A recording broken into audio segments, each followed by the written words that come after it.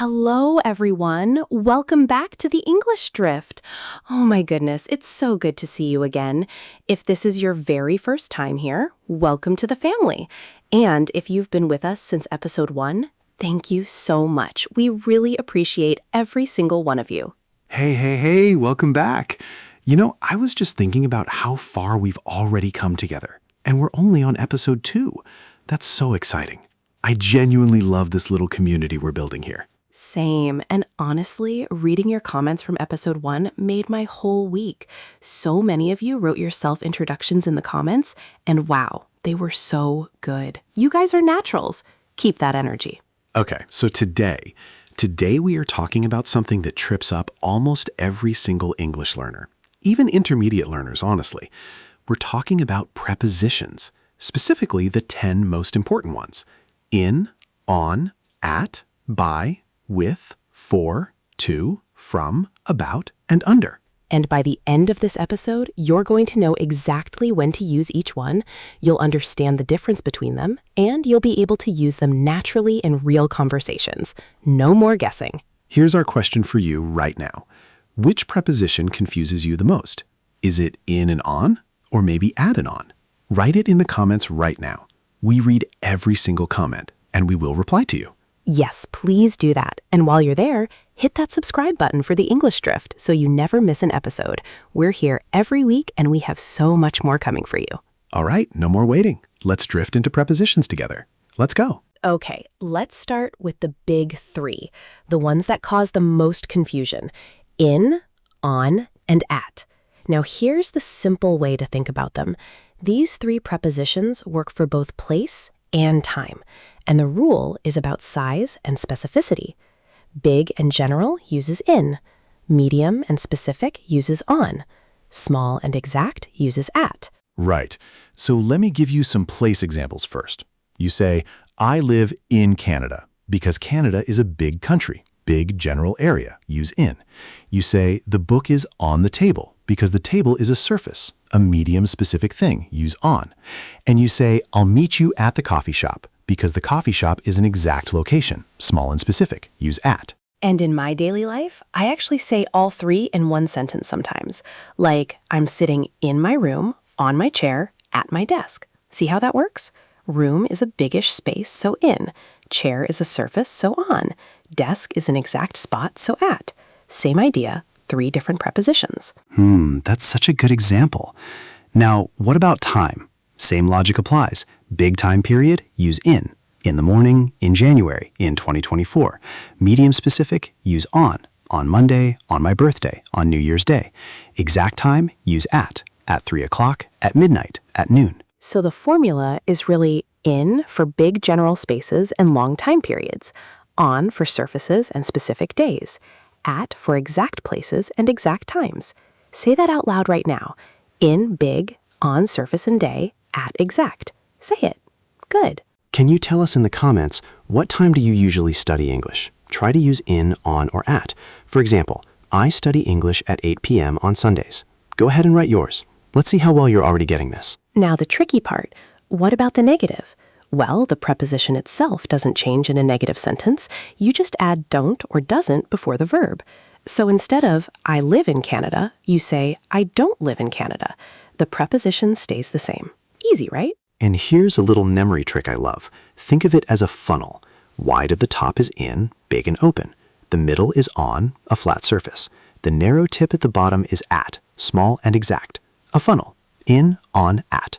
To summarize, in for big and general, on for surfaces and days, at for exact times and places. Got it? Great. All right, moving on to our next group, by, with, and for. These 3 are about how something is done, what you use to do it, and why you do it. Think of them as the method group. By tells you how. With tells you what tool or company. For tells you the reason or purpose. So, for example, I came by bus. By tells you the method of travel. How did you get here? By bus, by car, by train, by plane. But I wrote the note with a pen. With tells you the tool or instrument you used. What did you use? A pen, a pencil, a computer, your hand. And then for, I bought this gift for you. For tells you the reason or the person it's intended for. Why did you buy it? For you, for my mom, for my birthday, for fun, for work. So by is how, with is what you used, for is why or for whom. Let me show you a mini dialogue. Sure. Okay. How did you get to work today? I came by metro, actually, and I had coffee with my colleague on the way. Oh, nice.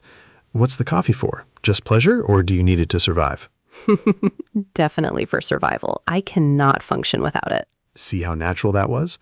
By metro, method, with my colleague, company, for survival, reason. Now, in formal English, we sometimes say the letter was written by the manager, or the project was completed by the team. By also shows who did something in passive sentences. That's a bit more advanced, but useful to know. First tip, by almost always answers the question, how? Second tip, with almost always answers the question, what or who? Third tip, for almost always answers why or who benefits. 3 tips, 3 prepositions. Write those tips in your notebook right now. Here's a practice challenge. Write 1 sentence using all 3 in the comments. Something like, I traveled by train with my friend for a holiday. Try it. Use your own real-life situation. We want to read it. Excellent.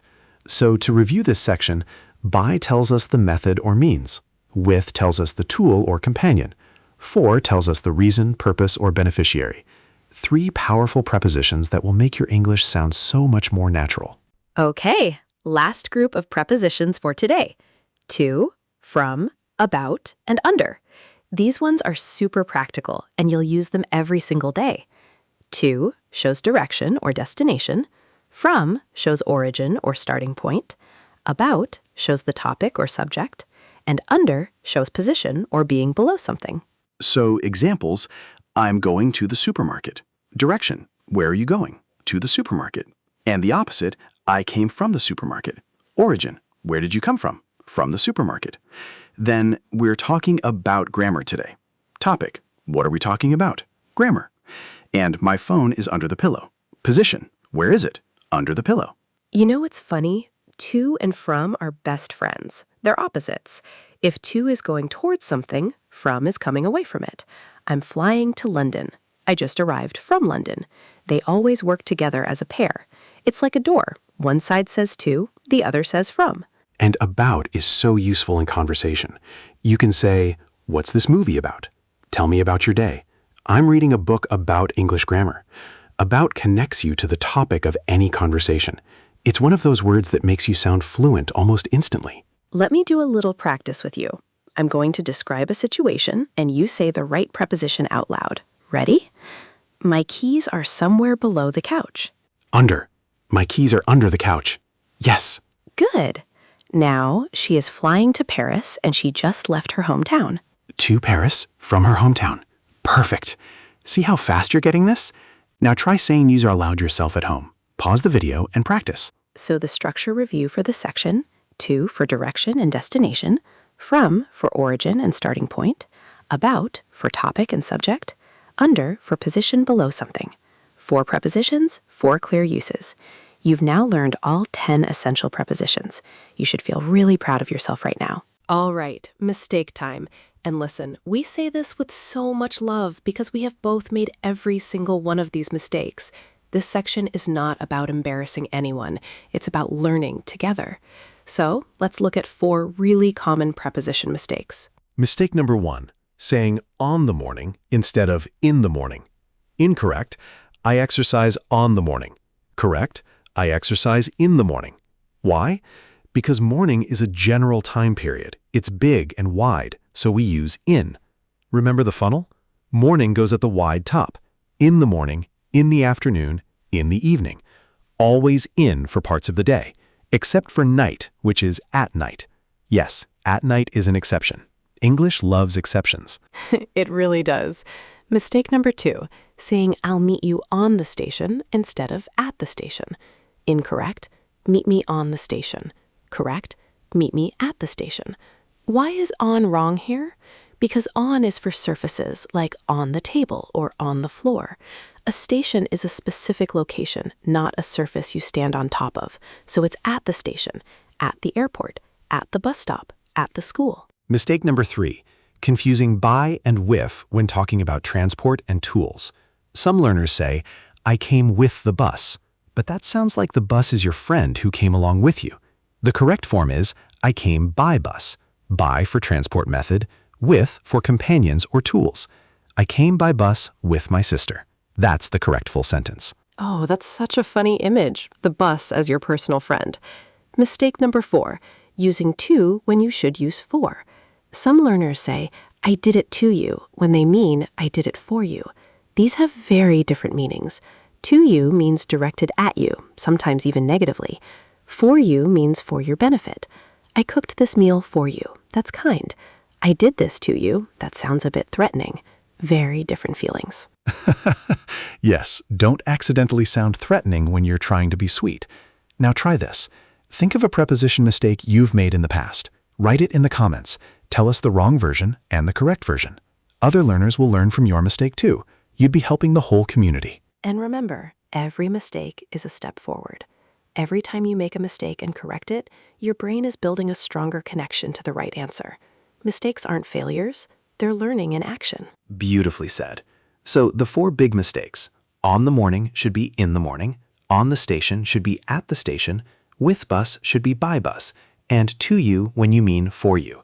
Correct those 4 and your prepositions will sound so much more natural. Practice time. This is my absolute favorite part. Okay, I'm going to give you 2 options for each situation, and you say the correct one out loud. Come on, say it out loud, even if you feel a little silly. Saying it out loud is how your mouth learns, not just your brain. Let's go. Situation 1. You want to say where you live. Option A, I live on Canada. Option B, I live in Canada. Which one? Option B, in Canada, because Canada is a big general country, wide open, in. Option A is wrong because on is for surfaces, not countries. Situation 2. You want to say when your birthday is. Option A, my birthday is in March 15th. Option B, my birthday is on March 15th. Which one? Option B, on March 15th. Specific dates always use on. If you said just March, no date, then it would be in March. But once you add the specific day number, it becomes on. Situation 3. You traveled by train and your friend came with you. Option A, I came with train with my friend. Option B, I came by train with my friend. Which one? Option B, by train with my friend. By for the method of transport. With for the person who came along. Never with for transport. Situation 4. You want to ask what a book is about. Option A, what is this book for? Option B, what is this book about? Which one? Option B, what is this book about? About is for topics and subjects. For would mean what purpose does the book serve, like is it a textbook or a gift, which is a completely different question. Now here's your challenge. Write your own sentence in the comments using any 3 of today's prepositions. In one sentence, something from your real life. Show us what you've learned today. And remember, in real conversations, nobody is going to stop and grade your prepositions. The goal is always to communicate and connect. Use these prepositions confidently, and you'll keep getting better every single day. Wow, we did it! Episode 2 is complete, and I am so proud of you for staying with us all the way to the end. You just learned 10 essential English prepositions, and honestly, you should feel amazing right now. That was a lot of great content, and you handled it beautifully. Let me quickly summarize the 3 groups we covered today. Group 1, in, on, at. These work for both place and time. In for big general areas and long time periods. On for surfaces and specific days. At for exact locations and exact times. Group 2, by, with, for. By tells you how. With tells you what tool or who. For tells you why or for whom. Group 3, to, from, about, under. To for destination. From for origin. About for topic. Under for position below. 10 prepositions, 3 clear groups, 1 episode. You are making real progress, and don't let anyone tell you differently. Language learning takes time, but you are here, you are consistent, and that is everything. Here's a little question to take with you. Which group of prepositions do you think will be most useful in your daily life right now? The place and time group, the method group, or the direction group? Think about it and write your answer in the comments. We genuinely want to know. And if this episode helped you, please give it a thumbs up right now. It takes 1 second, but it helps the English Drift reach so many more learners around the world. Share this episode with a friend who's also learning English. And of course, subscribe to the English Drift so episode 3 comes straight to you. We are not slowing down. Thank you from the bottom of our hearts for spending this time with us. You chose to invest in yourself today, and that choice will always pay off. Keep practicing, keep drifting into English, and we will see you next time, right here on the English Drift. See you next time.